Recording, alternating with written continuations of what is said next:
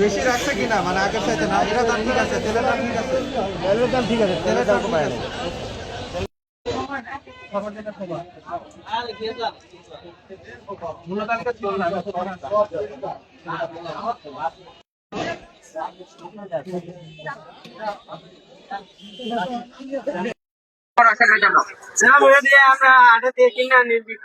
এখন থেকে কিনে যে দাম দেওয়া আছে সেই দামে বিক্রি করতে হবে।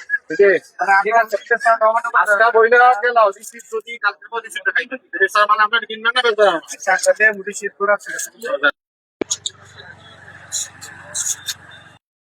ঠিক আছে, রসিদ রাখবেন সবগুলো।